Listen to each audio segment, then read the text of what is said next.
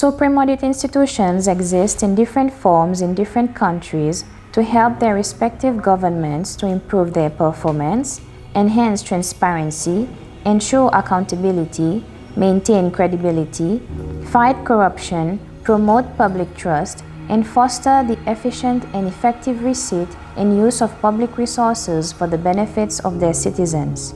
In Seychelles, the auditing of public funds had existed even during pre-independence era. The name Director of Audit was formally established through the Audit Act 1972.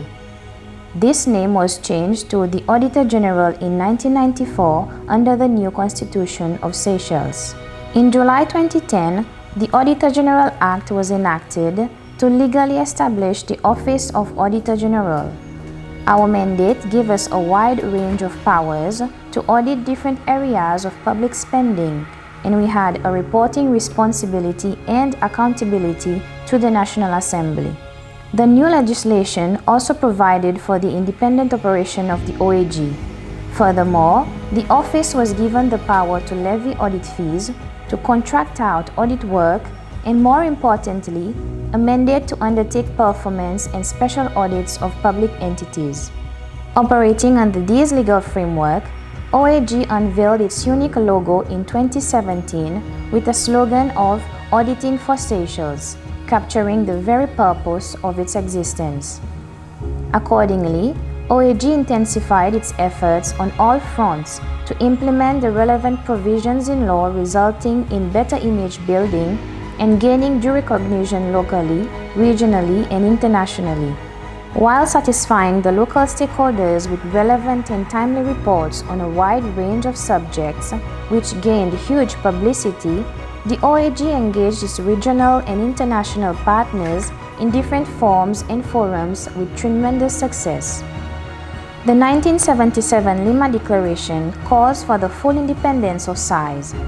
This call was further refined and strengthened through the Mexico Declaration in 2007. Annually, SAI and its regional chapters assessed the SAI's independence, but the results were kept within the SAI's community except for 2021, where a global index was prepared and published by the World Bank. The measure of SAI's independence was based on 10 different indicators. SAI Seychelles and SAI South Africa were ranked at the highest position, having scored 10 points.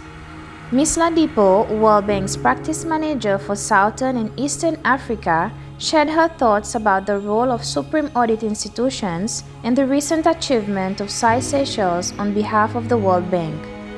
It brings me great pleasure to be sending you, the Office of the Auditor General of the Seychelles, this message on behalf of the World Bank. Given the historic increase in sovereign debt from these extensive COVID-related fiscal support measures, it will be essential to improve the efficiency of public spending. Against this background, the role of supreme audit institutions, SAIs, has become more important than ever. SAIs play a critical stewardship role in reporting on the efficient use of public resources and ensuring transparency and accountability in the use of public funds.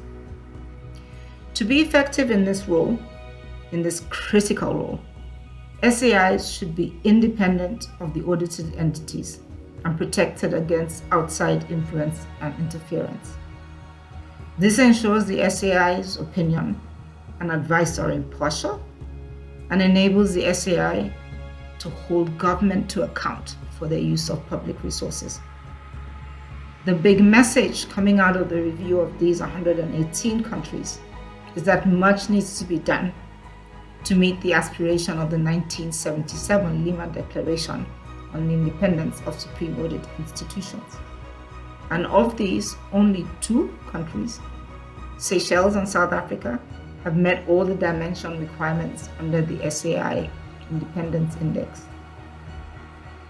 This is indeed a remarkable achievement, and on behalf of the World Bank, I congratulate the government, the Office of the Auditor General, and the people of the Seychelles for this performance. The strong independence of Seychelles' SAI has resulted in the issuance of consistently high quality and timely audit reports. This in turn contributes to enhancing and maintaining high standards of accountability, transparency, and good governance, as evidenced by Seychelles' high placing in international governance rankings. In turn, this commitment to good governance and a focus on delivering services to its citizens is one of the reasons why, as an example, today Seychelles is the African country with the highest coverage in COVID vaccine administration. Let me close by saying that the work the SAI does, the work any SAI does, is one of the most critical pillars in any balanced system of accountability. And this work is therefore fundamental to the achievement of overall sustainable development in every country. We therefore encourage you, the Office of the Auditor General in the Seychelles, to continue to issue timely and quality audit reports. And we encourage you to continue to seek ways to preserve and protect the independence of your office.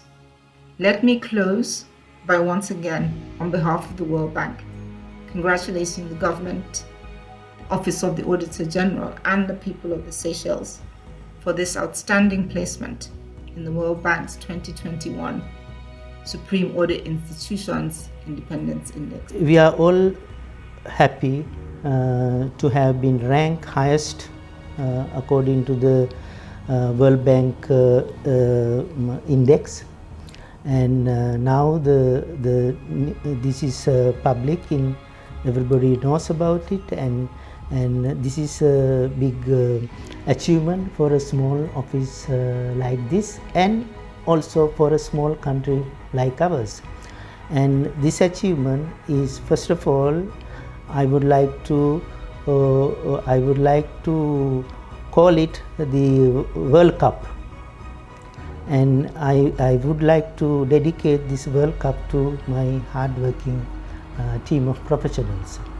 Now, why is it important for us to be ranked and for us to have this high ranking? That's because primarily the international development partners who we are working with, they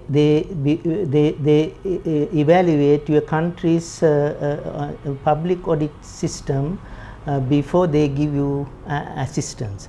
Now, this is like an insurance to our international development partners that when they give assistance to our country, we have here a public audit system which is effective and which will report independently. So they can have assurance that their money is put to good use. So this is why it is very important. It's more than to this office, is beneficial to our country as a whole. So this is not a small accomplishment. This is a very big accomplishment, because we are limited in different ways. We have limited resources, we have constraints, we have unique problems as a developing island nation. So despite all this, to have come this far and to have been evaluated highly is an accomplishment. But we have to continue to improve on our ranking. We have to continue to now at least maintain our ranking. We will work continuously towards improving our position even further. Following this announcement, the OAG liaised with some of its major stakeholders to ascertain the impact of this achievement in their organization.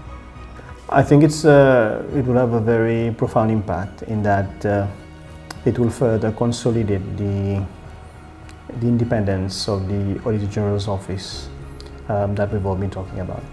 I think the understanding is that this independence has come after a lot of hard work from a lot of people to ensure that first we have the legal framework that enshrines the independence of the supreme audit institution, but also so that we have the processes that is required. And some of the process issues that relates to funding and budgeting of the Office of the Auditor General will now be perhaps reconsidered, and perhaps some approaches that are taken in widespread public service, so to speak, such as the freezing of posts and whatnot, will be looked at from a different perspective when it comes to the Office of the Auditor General, so that it will further allow the Office of the Auditor General to have the human resources that it needs to deliver on its mandate, but also assist, in my case, the Finance Public Accounts Committee and the National Assembly in its very important oversight and scrutiny role. The Ministry of Finance also made reference to the positive impact of this achievement on our country's IMF reform programs. As we engage on the implementation of the reform program under the IMF support, one of the key components of that is to ensure that taxpayers' money are being spent in the most appropriate way possible.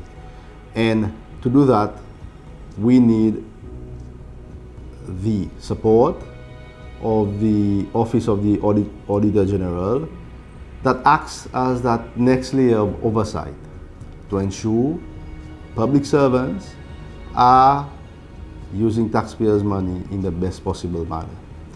And with the level that the Auditor General's office has reached, with the award, recognition of the work that's been done, the expectation will be even higher. So my call is to continue raising the bar so that the Office of the Auditor General can help government to reach its target with regards to the program that it has agreed to. As a model stakeholder in delivering price stability in the sound financial system, the Central Bank of Seychelles acknowledged the importance of such a ranking.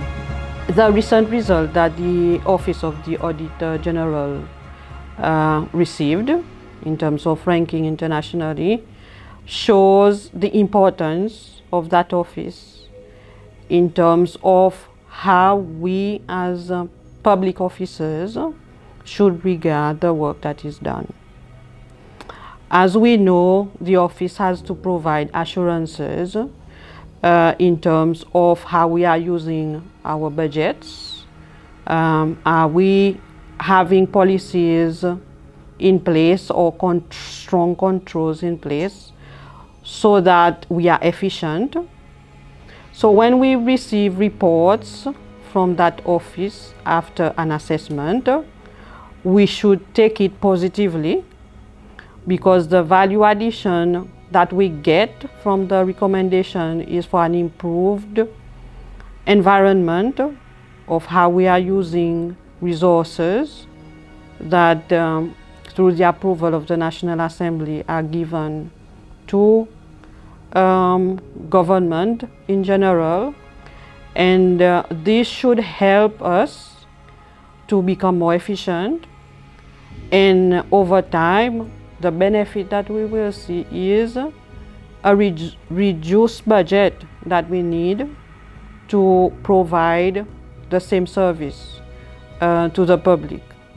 And definitely over time also the public will also see the benefits, because they will see an overall improvement in government delivery of services, and perhaps cheaper prices, because we can manage to do something with less over time. And also taking note that the issue of corruption, it improves the discipline of individuals, because it brings accountability, because these documents that are prepared are debated in the National Assembly, and those officers have to come and explain the shortcomings. So definitely the work that is done is positive, and we should see it in that light. The office would like to thank all its stakeholders which have contributed in ensuring that our values and benefits made a difference in the lives of our citizens.